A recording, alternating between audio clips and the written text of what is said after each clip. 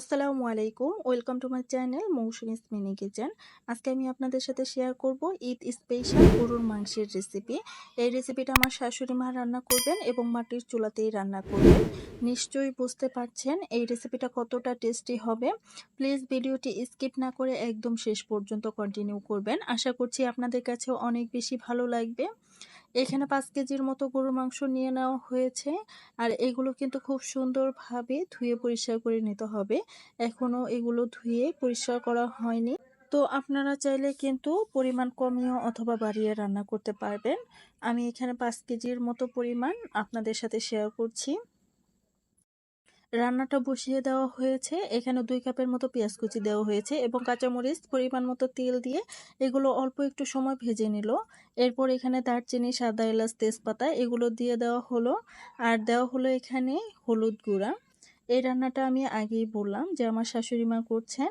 তো এখানে পরিমাণ মতো লবণ দিয়ে দিল। 5 কেজি অনুযায়ী যেতটুকু লবণটা দেওয়া দরকার দিয়ে দিল। এখানে রসুন থেতলে নেওয়া আর দিয়ে দিল আদা পেস্ট, জিরা পেস্ট। এখানে কাঁচা জিরাটা পেস্ট করে দিয়ে দিল। পরিমাণটা আপনারা একটু খেয়াল করবেন, যেহেতু উনি হাত দিয়েই দিয়ে দিচ্ছেন কতটুকু। তো অল্প একটু সময় নেড়েচেড়ে এখানে কষানোর জন্য পানি দিয়ে দিবে, যেন মশলাটা পুড়ে না যায়। মশলাটা খুব সুন্দরভাবে কষিয়ে নিতে হবে। আর বাকি যেই মশলাগুলো আছে সেগুলো দিয়ে দিবে। এখানে দিয়ে দেওয়া হলো 2 মুঠের মতো মরিচ গুঁড়া। ঝালটা আপনারা আপনাদের ইচ্ছা অনুযায়ী দিয়ে দিবেন। খেয়াল করলে হয়তো বুঝতে পারছেন কতটুকু পরিমাণ এখানে মরিচ গুঁড়া দেওয়া হলো। দিয়ে দিবে এখানে ধনিয়া গুঁড়া। এবার খুব সুন্দর করে নেড়ে চেড়ে মশলাটাকে কষিয়ে নিতে হবে। মশলাটা যত সুন্দরভাবে কষাবেন এই মাংসটাও খেতে কিন্তু তত বেশি টেস্টি হবে। এখানে সাদা এলাচ গুঁড়াও কিন্তু দিয়ে দিল। এবার মশলাটা কষানোর পালা। আপনাদেরকে আবারও রিকোয়েস্ট করব, প্লিজ এই ভিডিওটা স্কিপ করবেন না, একদম শেষ পর্যন্ত কন্টিনিউ করবেন। আশা করছি এই রেসিপিটা আপনাদের কাছে ভালো লাগবে। মশলা কষানো হয়ে গেছে। এবার পানি ঝরিয়ে রাখা মাংসগুলো এখানে দিয়ে দেওয়া হচ্ছে। অল্প অল্প করে মাংস দিবে আর এই মাংসটা মশলার সাথে খুব সুন্দরভাবে নেড়েচেড়ে মিশিয়ে দিবে। এইভাবে কিন্তু সম্পূর্ণ মাংসটা দিয়ে দেওয়া হবে আর অল্প অল্প করে নেড়ে দেওয়া হবে, যেন মশলার সাথে মাংস খুব সুন্দরভাবে মিশে যায়। কি বলবো, আমার শাশুড়ির হাতে রান্না এত বেশি টেস্টি হয়, এত বেশি মজা হয়। আপনারা এইভাবে যদি একবার বাসায় ট্রাই করেন তাহলেই বুঝতে পারবেন। একদম সহজভাবে কিন্তু গ্রামীণ পদ্ধতিতে এই রান্নাটা করা হয়। আর উনি একদম কম মশলা দিয়ে এই রান্নাটা করেন। এত বেশি টেস্টি হয়, কি আর বলবো। আপনারা বাসায় তৈরি না করলে বুঝতেই পারবেন না। খুব সুন্দরভাবে মশলার সাথে মিশিয়ে দিতে হবে, যেন প্রতিটা মাংসের গায়ে মশলাটা খুব সুন্দরভাবে লেগে যায় আর মাংসটাও খেতে অনেক বেশি ভালো লাগে। উনি ধাপে ধাপে মানে মশলাগুলো অ্যাড করবেন। 10-15 মিনিট পর মাংসটা নেড়েচেড়ে দেওয়া হচ্ছে এবং মাংসটা দেখে নিশ্চয়ই বুঝতে পারছেন মাংস থেকে অনেক বেশি পানি ছেড়ে দিয়েছে এবং মাংসটা যতটা ছিল এখন কিন্তু কমে এসেছে। আর পর্যায়ক্রমে কিন্তু ধাপে ধাপে মশলাগুলো অ্যাড করবেন। অল্প একটু সময় পর পর এগুলো নেড়েচেড়ে দিতে হবে, যেন তলায় লেগে না যায়।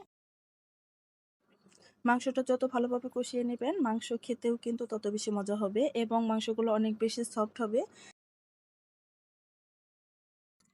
এবার এখানে অ্যাড করবেন পেঁয়াজ কুচি।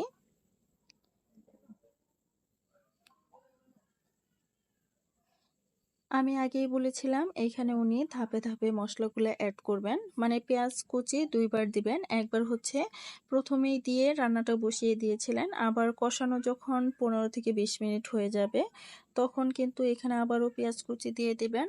আর ওনার এই রান্নাটা অনেক বেশি মজা হয়।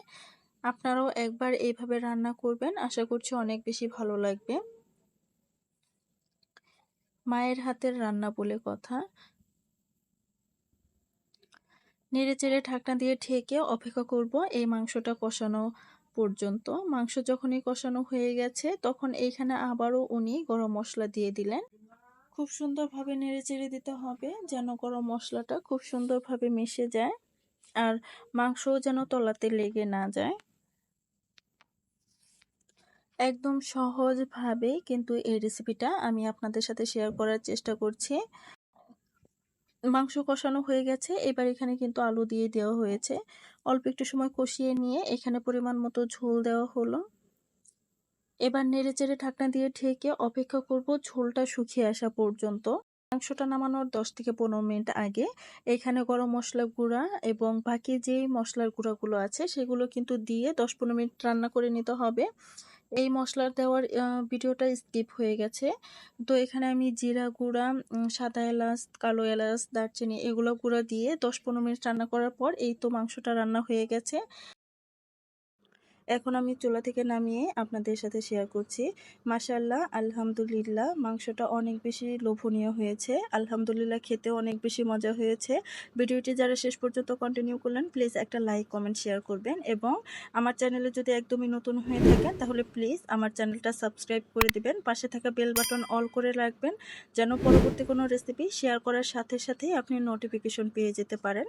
আজকের মতো এ পর্যন্তই। পরবর্তী রেসিপি শেয়ার করা পর্যন্ত সকলেই সুস্থ থাকবেন, ভালো থাকবেন। আল্লাহ হাফেজ। আসসালামু আলাইকুম।